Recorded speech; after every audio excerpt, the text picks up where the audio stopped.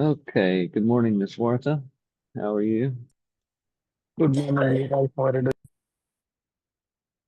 So, do you remember, is this where we left off?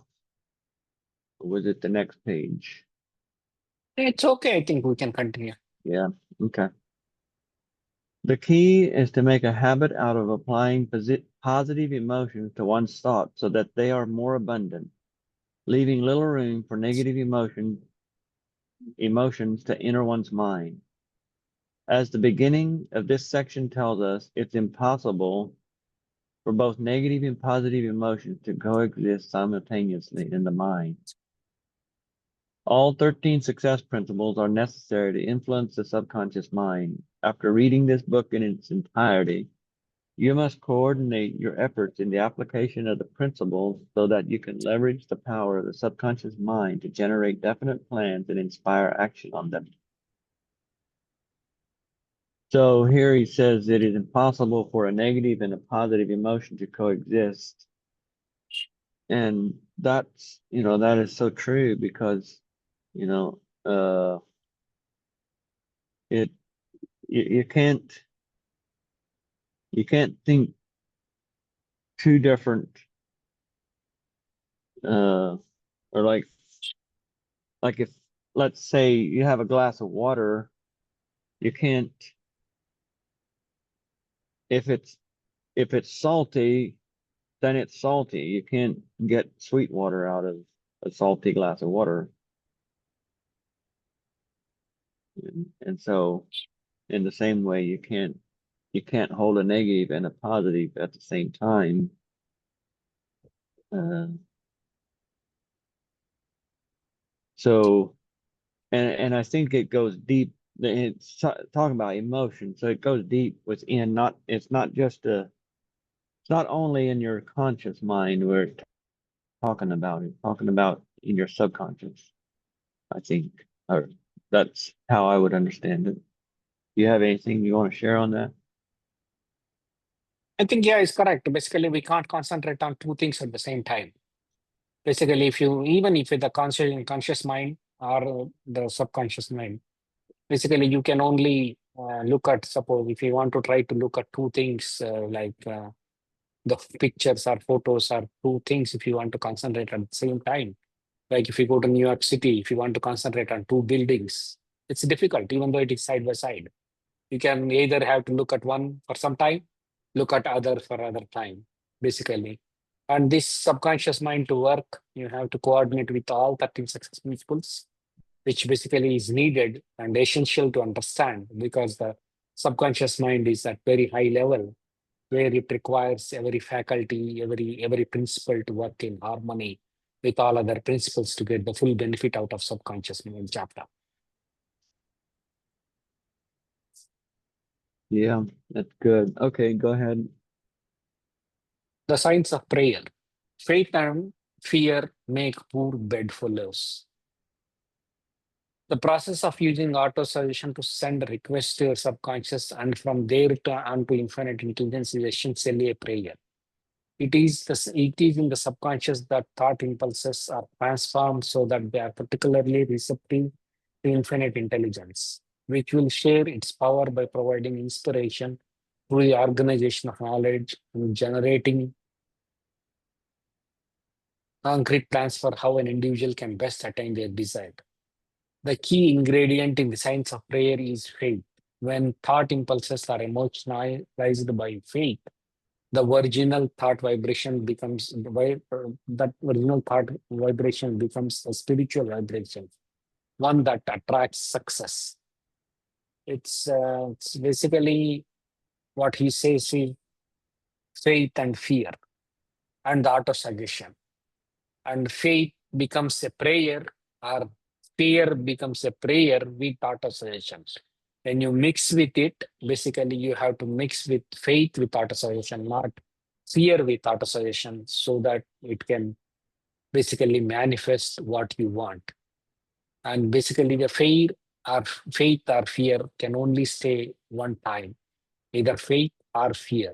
And basically both cannot occupy at the same time, the mind. Yeah, in faith is scripture tells us faith is a substance. So faith is not just something that, uh, like many people call themselves a person of faith, but they're, they're, it's a shallow, they only mean they believe in God. It's, they don't, or we don't understand that faith is much more. There it says, when thought impulses are emotionalized by faith, the original thought vibration becomes a spiritual vibration, one that attracts success. So faith is the substance of things hoped for, the evidence of things not seen, is what Hebrews 11 says. So it's a, it's a, I guess you could call it an activity of the mind. Uh, Paul writes in Romans says, uh, be transformed by the renewing of your mind. And so it's when you are okay, back to what we were listening to earlier from Jim Rohn was, if you don't want your next 10 years to look like the last 10 years, you gotta change, your habits, you gotta change your thought pattern. And you gotta start now fixing that. And so that would be, uh maybe you were living in fear for the last 10 years. You were living in fear because of what might happen and you know, what could go wrong. And now you switch that to faith, to believing that everything is working for your good. And you study yourself, you study this material, you study the, what can I do different? And then finding answers, finding a way to change, looking for answers to change your situation.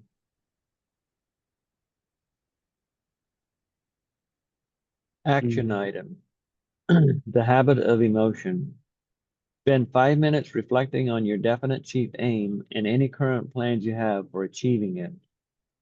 Attend to any negative emotions that permeate your thinking, naming and recording them on a piece of paper, your phone, or another writing device.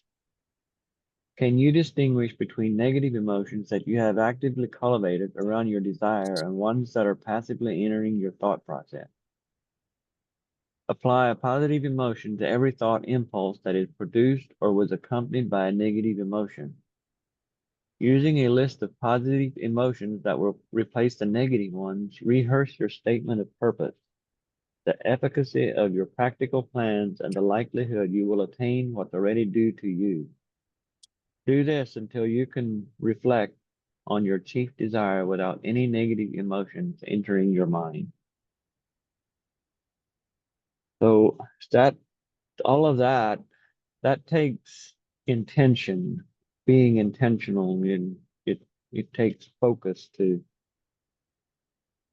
do this. And so that's why you don't fall into success just by accident, because it's something that you must study. It's something you must focus on with all your heart, with all your mind, with everything you have. Yeah, I think what he's trying to say is that basically sit quiet with your definite major purpose and see what negative thoughts it will come up, and write them and record them and rewrite the story with counteract with the positive thoughts, and basically sit with it and counteract with it. Slowly build the habit so that you only concentrate on the positive slowly so that you are nearer to your goal achieved status. That's what I understand. Yeah.